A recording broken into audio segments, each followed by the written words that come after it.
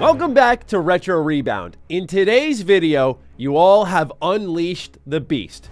We're going back to another Spider-Man game, and after seeing the phenomenal success of the videos where we talked about Ultimate Spider-Man, the Raimi Spider-Man games, we're going through them all now. Fret not.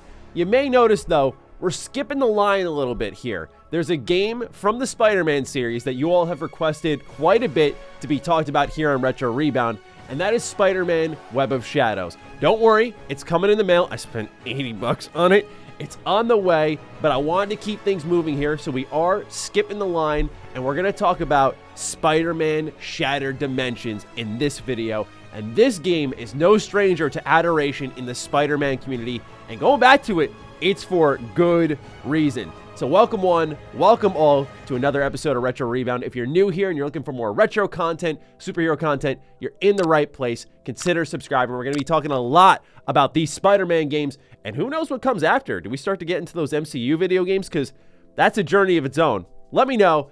Anyway, let's talk about Spider-Man Shattered Dimensions. So this is the first time that Beanox started to work on Spider-Man games, and it all began in 2010 with this game here, and they followed it up with Edge of Time, the Amazing Spider-Man games, and once Amazing Spider-Man 2 came and went, fortunately it went, that was it for their reign with the Spider-Man title, and now we know it's with Insomniac. But this was their first effort, and it was an inspired one. What's special about this title is, as the box art shows you, you play as 4 different Spider-Man. So you play as the original one, Amazing Spider-Man, you play as Spider-Man 2099, you play as Spider-Man Noir, and you play as the Ultimate Spider-Man. So it's this build-up of all these different Spider-Man we've seen before, like Ultimate Spider-Man, the original Spider-Man, and then new ones like Noir and 2099, and each have their own different gameplay style we're going to get into here that make this game stand out amongst the pack easily.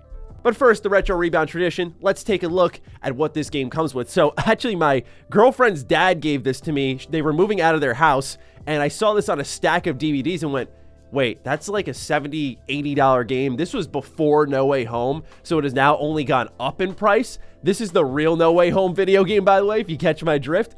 But when I saw it on the stack there, I knew her dad didn't play video games. I went, are you going to be using that by chance? And he's like, do you want it? I said, look, all transparency, pal.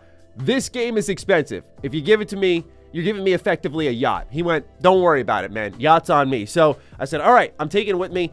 It's a little grimy, a little dusty. You know, hopefully your parents aren't watching this video. But hey, it's okay. It's a free game, right? We don't argue with free. But on the back, it says 4 parallel worlds, 1 unparalleled adventure. As Spider-Man, it is up to you to restore the shattered fabric of reality by crossing across 4 distinct parallel worlds. Experience epic boss-themed levels and deal damage in a variety of ways as you take on unique strengths of each of the 4 Spider-Man across each dimension. Where, as you can see, it has the 2099, explore a futuristic New York City. The Amazing Spider-Man, where it says battle with innovative web combat.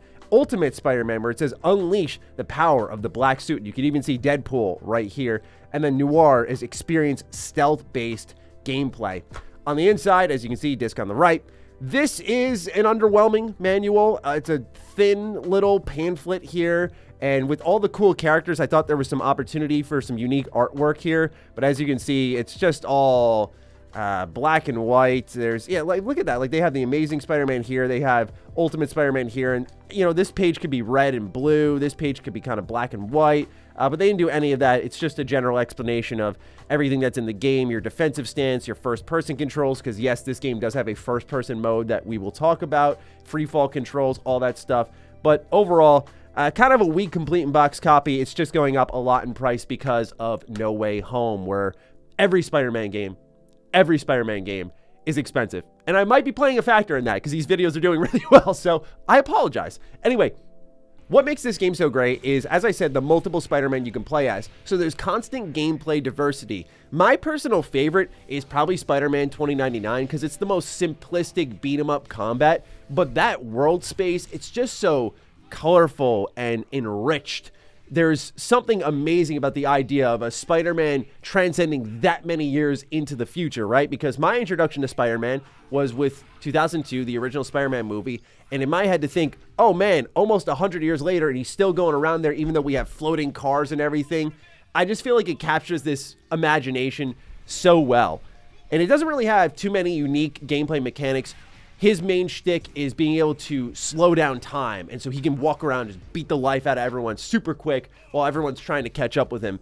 That's the 2099 quirk. Whereas the Amazing Spider-Man is your real classic Spider-Man gameplay. So we've talked a lot about Ultimate Spider-Man, the Raimi Spider-Man games, where you have a weak attack, a light attack, you got some combos in there. Yeah, you're going to get effectively that here. And I love that because it's kind of paying homage to what brought Spider-Man to this point in time in the video game space. But let's stop there before we get into the other two Spider-Man. You may have noticed already, the graphical style, it's cel-shaded. This is a game that I would love to see remastered personally because that art style just ages so well. When I was playing this on my PS3 for this video, I was actually pleasantly surprised at how great it looked on my 4K TV, right? These games weren't designed to be upscaled a ton like we see now on the modern consoles like the Xbox Series consoles, the PlayStation 5. We don't see that type of upscaling. But with this game, it actually looked good, even though it was 1080p very much stretched out across like a 65-inch TV. So that was pleasant. That was very nice to see. Let's get back on track, talk about the other two Spider-Men there. So you have Ultimate Spider-Man, who's just this tank, right? You can activate your rage mode, and the tendrils come out, and he just starts beating butts everywhere. It's really satisfying because that gameplay loop is sending a lot more enemies your way because they know you have a mechanic that can handle it. So it's about, like, when do I want to activate this? So that's the quirk there for the Ultimate Spider-Man. And then Noir. I love Noir. Easily my second favorite type of Spider-Man in this game. The reason is I'm a freakazoid for the 1940s and 1950s. It's just a time period that I'm consistently fascinated by. In history class, when I was a student, it was the only time I'd be paying attention. And I got to say, Noir, the black and white art style, the spider suit, like just how old-fashioned it is, and the weapons that the enemies you're fighting are wielding, like Tommy guns, and I love it's so hard to sometimes put into words because it just makes you happy, right? Like, that's what it's all about. It just puts a smile on your face. Like, this is cool. You're just walking around in the 50s as Spider-Man, and you're taking people out from the shadows. What's different about this Noir Spider-Man is sometimes you'll get into the fisticuffs, but most times you're sticking to the shadows. It can feel a little old school going back to this one as you're going through the levels because it's not as open and as expansive as an environment to explore, and that means that you have to go to certain areas for specific takedowns. Otherwise, when they see you, they're going to start shooting at you, and since it's Noir Spider-Man, who's not very combat driven, he may get knocked out a little bit quicker than the other Spider-Men. So when you're kind of on rails like that in a stealth segment, it can feel a bit awkward. Also, since he's stealth driven, he's going to be doing a lot more wall crawling, and that's where a age-old problem that I had almost forgot about had reared its ugly head. That's right, the camera. You fight with the camera a lot in this game. It clicks into objects constantly, and especially when you're playing Noir Spider-Man, they're trying to fix the camera angle. It was something that I forgot plagued Spider-Man games again until Insomniac got their hands on it, where they at least figured it out somewhat. It's always going to be an issue with Spider-Man games. It's just inherited from the very get-go because he can crawl on anything. And when you start to go zip right up to the ceiling, that could get in the way of the camera, right? And this game struggles with that mightily. It's not always, but when it happens, oh, it happens. But that's such a minor dink in the overall experience, right? Because what you have is a real homage to the comic books. I haven't even talked about the story because I think the gameplay is the center star here. So the story is that the reason these four Spider-Men exist is because the Amazing Spider-Man in the normal timeline we're all familiar with is trying to stop Mysterio, who's robbing something from a museum. And he goes to throw a big punch, he hits a tablet, and all of a sudden the tablet shatters. It's broken up a bunch of dimensions. Now all the Spider-Men in the future and past are threatened, and that means that the modern one will end up not existing if they don't get these tablet shards and end up restoring them. So there comes Madam Web, which is, again, amazing to see. What a sick comic book homage there. So that was awesome in general, but she reaches out and says, I've contacted all the other Spider-Men. They're going to help you in your mission. Get going, get those tablet shards. And what I loved is it doesn't take really that long to get going. This is in a couple of minute cutscene and boom, you're suddenly in control of the action. Go, go, go. And what this multi-dimensional story allows you to experience is a lot of, again, comic book nods. You see everyone. I mentioned Deadpool. You see Scorpion. You see Vulture, etc., etc. Everyone is here. It's like a Smash Bros. Ultimate moment.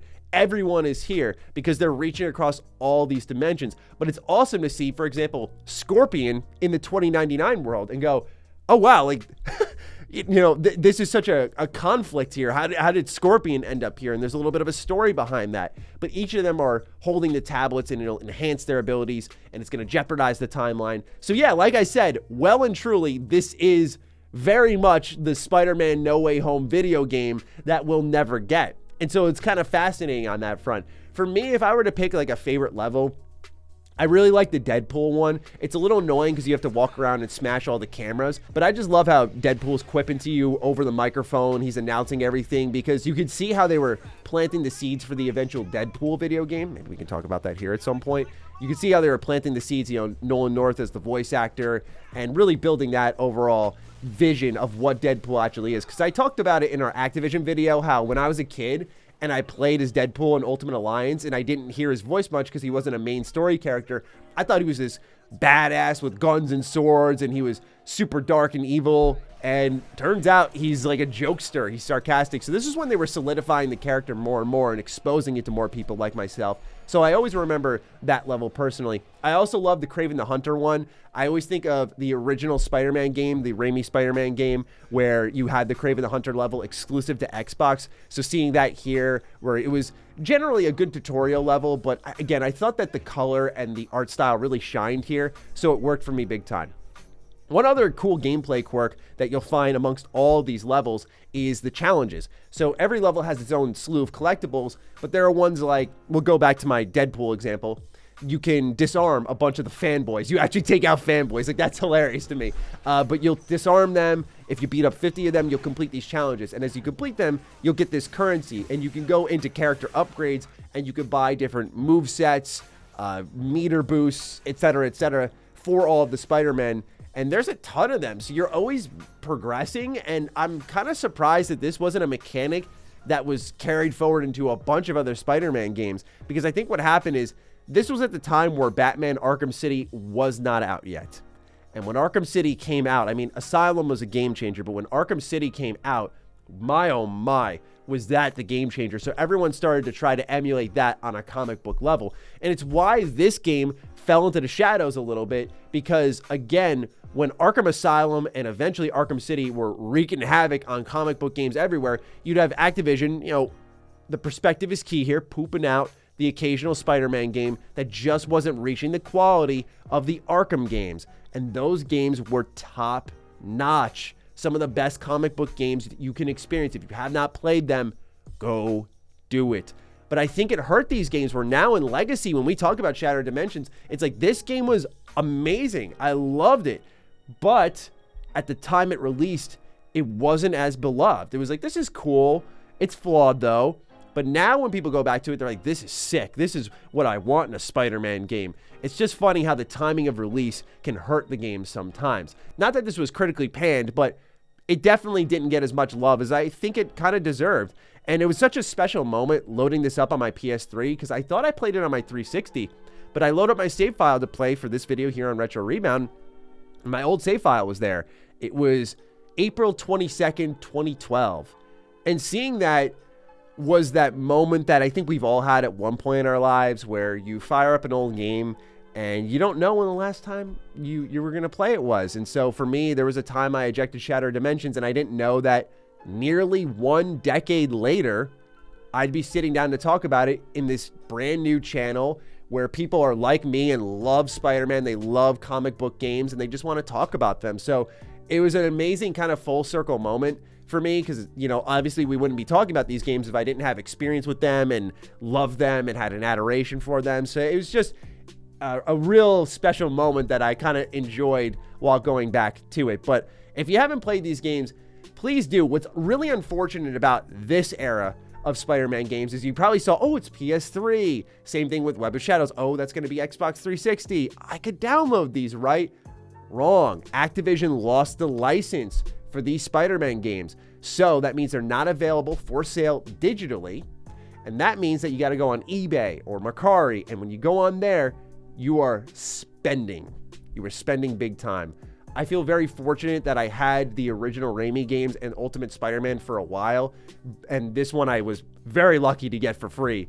But otherwise, like diving into Web of Shadows, Edge of Time, it has been an expensive venture, to say the least. And again, that's all thanks to No Way Home. So just, you know, keep an eye out, ladies and gentlemen, on when you spend. I feel like things will die down a little bit, but again, with Into the Spider-Verse coming out this year, I could be totally wrong and things are only going to go up. So if you got the money and you're really feeling it, you have to take the physical route, unless you already have it on your PlayStation account or your 360 account where you can download it.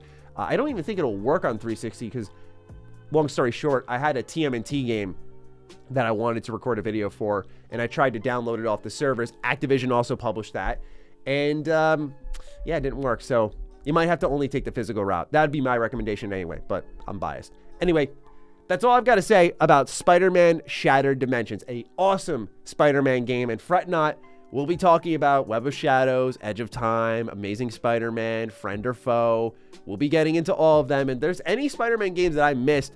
You know, we haven't talked about Spider-Man 64, and that's one of my favorites. Okay. We'll talk soon, all right? Take great care of yourselves, and peace out.